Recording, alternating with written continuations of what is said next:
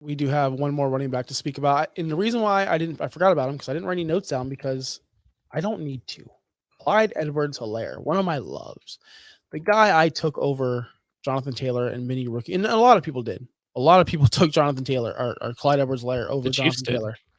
Yeah, a lot. Like I said, a lot of people did. I don't see him re-signing with Kansas City. He's 24. He's going to be 25 years old. He's been a complete failure for this offense only because of his draft capital. If he was a third-round guy, a second-round guy, we wouldn't be criticizing him the way we are. He just hasn't produced like a first-round running back, and that's why people are so down on Clyde. And plus, he hasn't produced, and he's not getting the playing time. He's getting beat out by an undrafted player in Isaiah Pacheco. Clyde Edwards-Helaire has potential. We saw the talent where he made that jumping catch in the end zone that Pacheco couldn't make. Jarrett McKinnon probably could make that catch, but Clyde Edwards-Helaire did. He's just not a good fit for this offense like we thought he was going to be.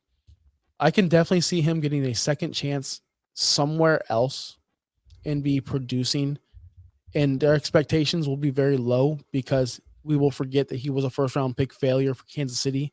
Hopefully he goes somewhere else where he can revive his – we've seen it. Look at Zach Moss. Zach Moss was a failure in Buffalo, correct? We believe that.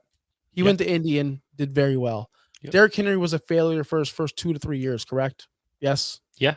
And then guess what? He figured it out and started booming. I don't like to give up on these young guys yet. Now, there is a point where I do.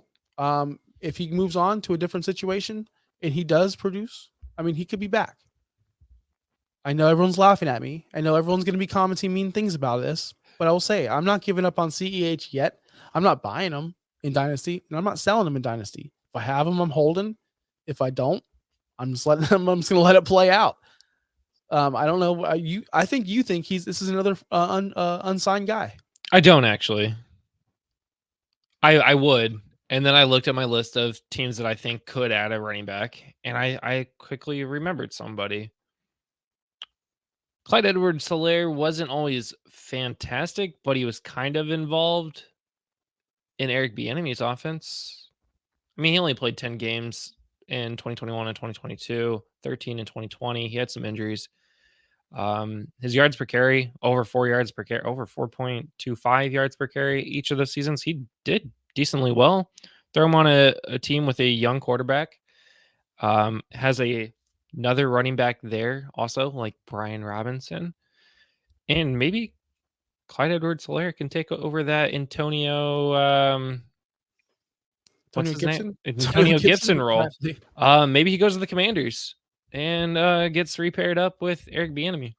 Yeah, that'd be nice. I would like that situation. Other than that, like anywhere he goes, and that's a low expectation team too. So he doesn't even have to go in there and have 1,000 yards. He can have 800, and they would love him.